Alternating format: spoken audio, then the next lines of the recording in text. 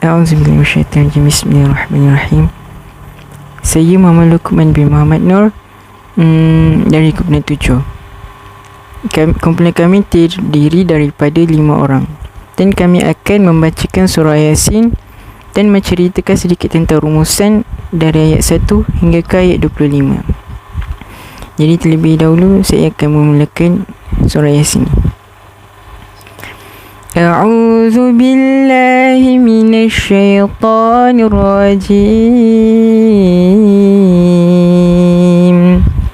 Bismillahirrahmanirrahim. Yasin wal Qur'anil Hakim. Innaka laminal mursalin ala siratim mustaqim tanzilal azizir rahim. Sadaqallahul azim. Jadi saya akan merumuskan surah Yasin. Yang pertama, surah Yasin. Yasin, kita tak tahu apa maksud dia. Sebab apa? Sebab dia adalah golongan huruf-huruf muqatta'ah. Huruf-huruf muqatta'ah ni apa? Huruf muqatta'ah ni contohnya macam seperti Yasin tadi, alif lam mim sad. Kita semua tak tahu apa maksudnya kecuali Allah saja yang tahu. Sebab apa ia diturunkan? Sebab nak tunjuk bahawa Al-Quran ni datangnya daripada Allah, bukan daripada Nabi Muhammad SAW. Jadi berkenaan dengan surah Yasin ayat kedua hingga kelima merumuskan bahawa Al-Quran ni adalah sebuah kitab yang penuh dengan makna-makna dan hikmat-hikmat yang sangat bermakna bagi diri kita semua. Sebab apa? Sebab ia diturunkan oleh Allah yang Maha Perkasa lagi Maha Mengasihani. Dia diturunkan kepada Nabi Muhammad SAW. Sebab apa? Sebab Nabi Muhammad ni adalah Rasul yang sentiasa berada di jalan yang benar. Dan seterusnya saya akan serahkan kepada Farisha Jasrina. Assalamualaikum warahmatullahi wabarakatuh. Nama saya Farisha Jasrina binti Jasmani. Saya akan membacakan surah Yasin ayat 6 hingga 10. A'udzu billahi minasy syaithanir rajim.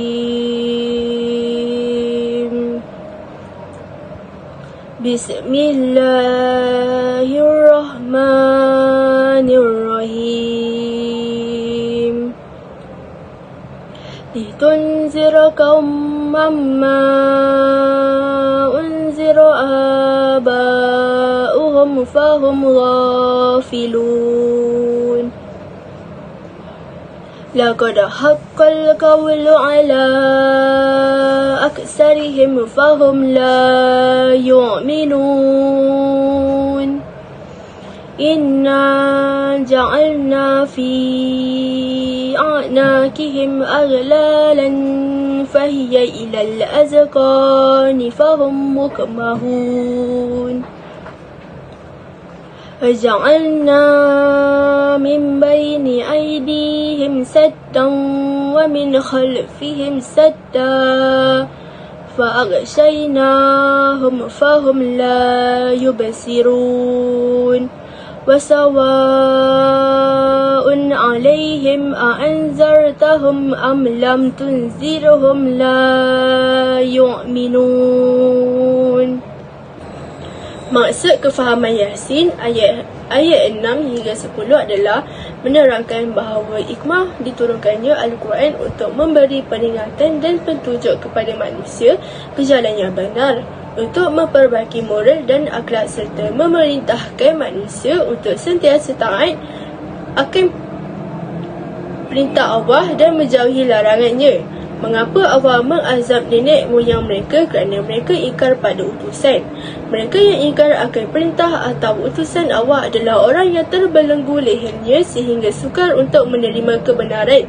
Keingkaran dan kejahatan akhlak mereka menyebabkan hati tidak mahu menghayati kebenaran dan tidak mahu tunduk kepada Allah.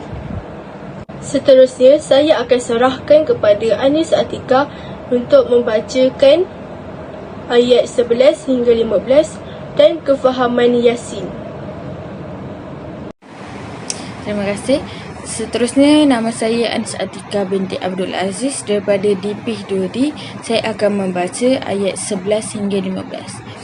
A'udzu billahi minasyaitonir rajim. Bismillahirrahmanirrahim. Innama tunziru man ittaba'a dzikra wa khashiya rahmana bil ghaib. Fabashshiru bimaghfiratin wa ajrin karim. Inna nahnu nuhyil mauta wa naktubu ma qaddamu wa asarahum wa kulla syai'in ahsaynahu fi imamin mubin. Wadrib lahum masalan ashabal qaryati iz ja'ahal mursalun إذ أرسلنا إليهم مسرين فكذبوهما فعززنا بثالث فقالوا إنا إليكم مرسلون قالوا ما أنتم إلا بشر مثلنا وما أنزل الرحمن من شيء إن أنتم إلا تكذبون صدق الله العظيم. Seterusnya, rumusan pada 55 ayat tersebut adalah menerangkan tentang seruan Allah untuk mengikuti perintahnya dan meninggalkan larangannya, serta menyampaikan hidup dan mati di tangan Allah Subhanahu Wa Taala, dan setiap amalan baik maupun amalan buruk kita di tangan Allah.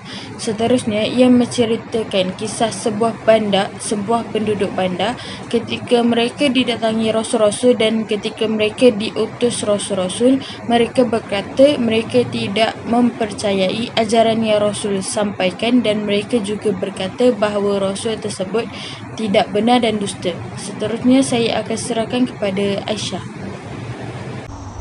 Assalamualaikum warahmatullahi wabarakatuh. Terima kasih kepada Anis Atika. Nama saya Siti Aisyah binti Zakaria. Saya akan membacakan surah Yasin ayat ke-16 hingga 20. Bismillahirrahmanirrahim. Qalu rabbuna ya'lamu inna ilaykum lamursalun wa ma 'alaina illa al-balaghul mubin.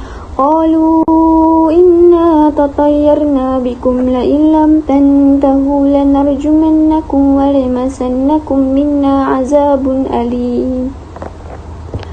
Qalu ta'irukum ma'akum a in zukirtum bal antum qaumun musrifun.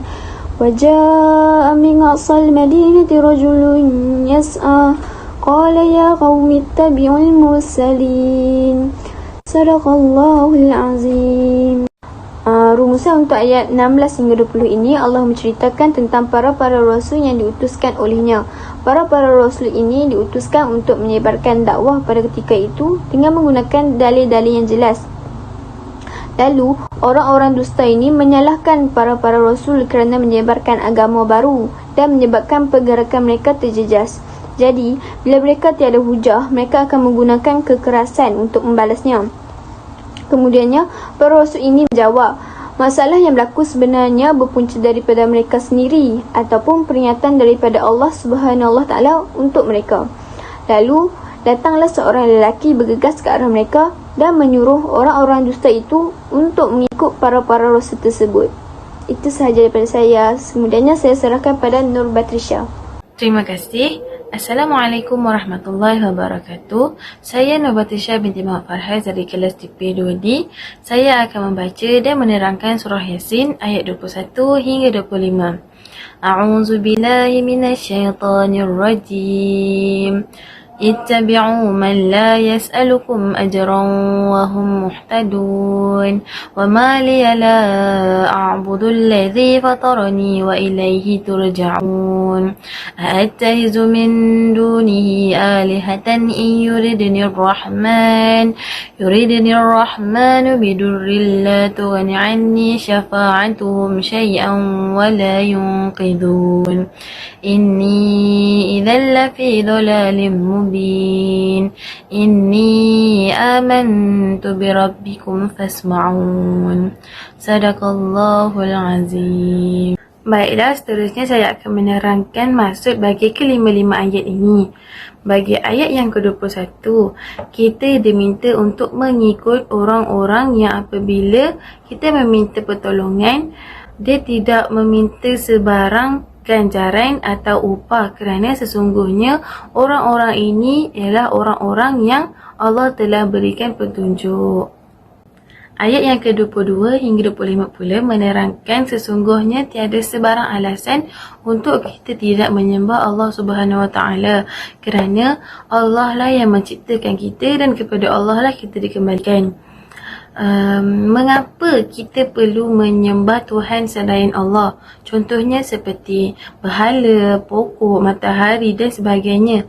Kerana kita sendiri tahu bahawa apabila berlakunya sebarang bencana, mereka, Tuhan-Tuhan ini tidak berguna langsung kepada kita kerana mereka tidak dapat menyelamatkan kita daripada bencana tersebut. Sesungguhnya orang-orang yang mengikut mereka ini merupakan orang-orang yang sesat.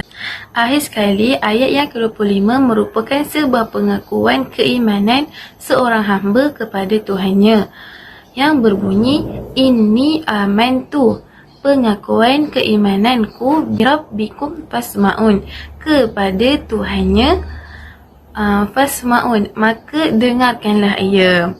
Sampai di sini sahaja pembentangan daripada kumpulan kami. Wabillahi taufiq, wassalamualaikum warahmatullahi wabarakatuh.